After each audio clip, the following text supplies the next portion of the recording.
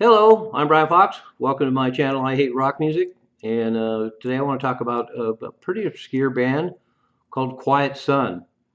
And they're a band that I ended up buying just because it sounded really interesting. And it came out around the same time as Phil Manzanera's solo album, Diamond Head. He was the guitar player in Roxy Music.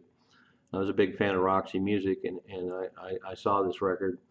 And once again, I had no idea what to expect.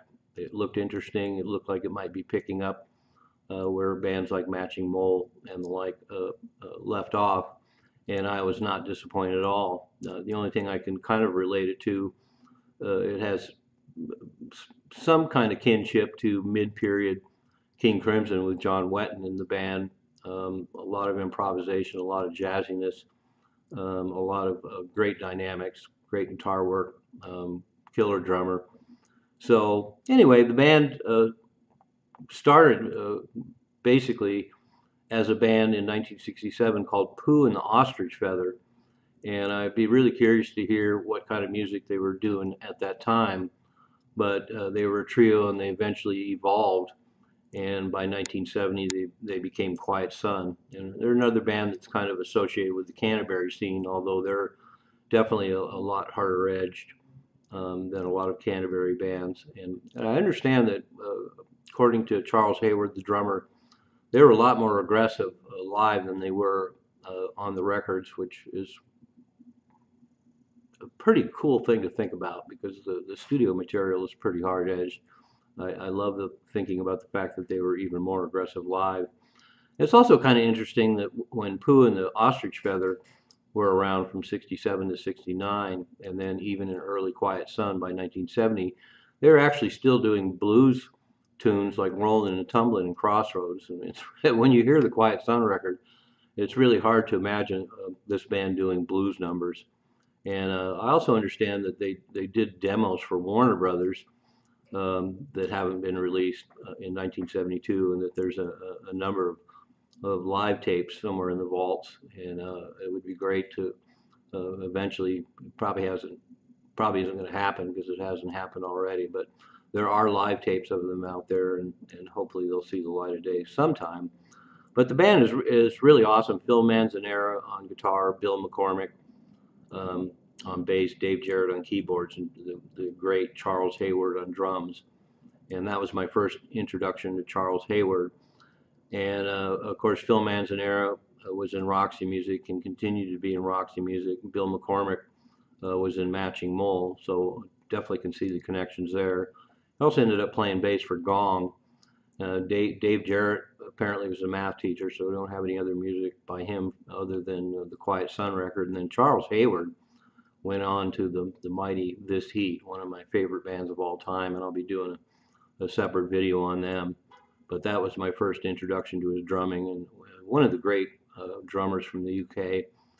His work with This Heat is astounding, and his drumming on the Quiet Sun stuff is great. And it's really funny that the band originally existed from 1970 to 1972, and unfortunately, other than the Warner Brothers demos in the vaults from 72 and live tapes, we don't have any recordings from that band, even though they existed for 2 years, which is hard to imagine considering how great they are and how unusual, and the high level of technical ability, and the really interesting material.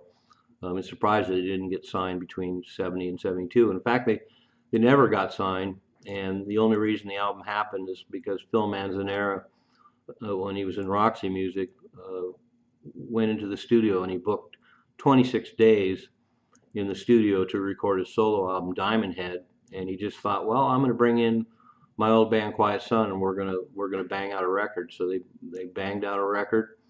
Brian Eno participated in it, and they barely rehearsed it. They only rehearsed a couple times and went in and recorded a bunch of their old material. And once again, when you hear the album Quiet Sun Mainstream that was finally released in 1975, it's both astonishing and interesting to realize that they were doing material like that back in 1970 to 1972 and didn't get exposed. Would have been a nice page of history if they had. And then Phil Manzanera had an all-star band called 801 Live, and they ended up doing some Quiet Sun material. And there's also some semi-Quiet Sun material on his solo album Diamond Head, since they were all in the studio at the same time. And a really great band. If you're into that middle period King Crimson, or if you want a Canterbury band that pushes the envelope a little bit more, Quiet Sun is the way to go. And fortunately, over the last 10 years or so, a Quiet Sun bonus disc was put out, and it has a book and a history of the band and a bunch of bonus material. So that's that's great. If you're going to get some Quiet Sun, get the album or get that special deluxe CD edition. Great instrumental music that has all kinds of great textures, and definitely has some affinity to Matching Mole, if you're into Matching Mole. But if you haven't heard them, definitely check them out. As usual, I'll put the link below so you can check them out if you haven't heard them. Well worth it. Definitely one of the great bands. And it's great that by accident we actually got a documentation of them, of their totally original and unique sound. So, Quiet Sun, excellent. I'm Brian Fox. Thanks for watching I Hate Rock Music.